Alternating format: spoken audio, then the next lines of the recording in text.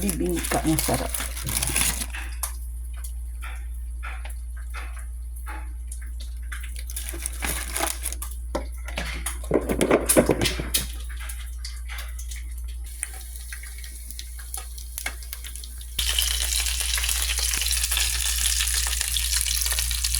Ayan, lahat ng tira namin kagabi.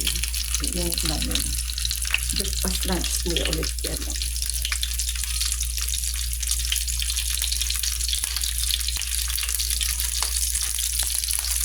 Saan tayo ng kain?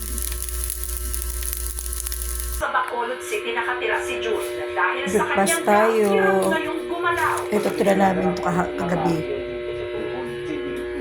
Ito rin, tira namin kagabi. Nagsisilbi niya ngayong mga kamay at paa ang kanyang nanay Gigi. Almusal, breakfast tayo. Ito ay mga tira-tira namin pagkain kagabi. At kahapon ng tanghali, ulam namin yung barbecue.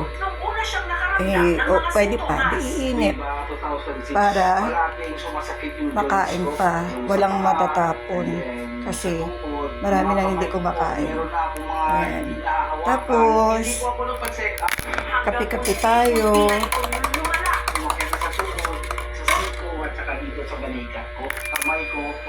We can say with confidence Breakfast. safe product. Breakfast tayo, guys. Si Jose, ito ang nakikita Coffee. ngayong remedyo para sa kanyang Then, gout. yun yung mga tira namin Bakit kagabing na-deform pagkain. ang kanyang Kailangan mga wala daliri? itatapon. Iniipin lang or pagkatapos dagdagan lang na kung anong pwede idagdag.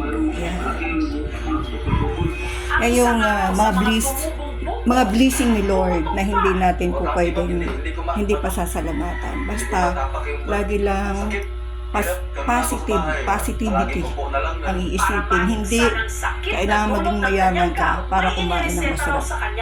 Mahirap ka lang basta lagi mong pasasalamatan si Lord. Lahat yan ay makakain mo. At beware dun sa mga toxic na mga tao sa tabi mo o yung mga tao na nagbibigay ng problema na hindi mo naman dapat problemahin, iwasan nyo yun. Kasi hindi nakakatulong yun. Laging yung iisipin lagi yung ma-normalize po natin yung ating sarili mo. Positive na lang. Nabubuhay naman ang tao na walang kaibigan. Ang mahalaga, sila tsaka pamilya mo.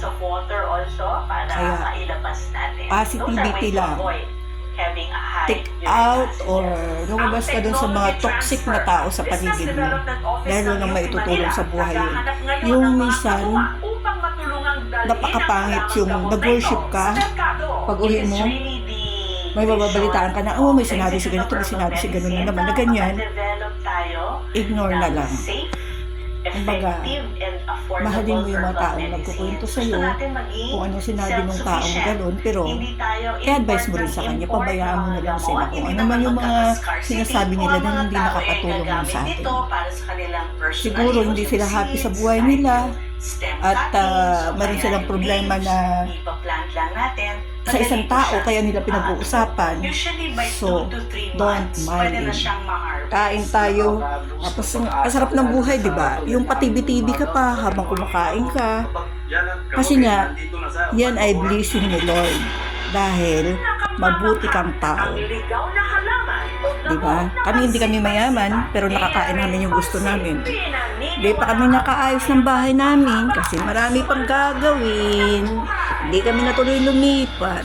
Yun, tulog pa yung mga alaga ko dito. So, ang nanay kakain na kasi hindi pwedeng magutuman. Good morning everyone and happy Monday. Blessed Monday everyone.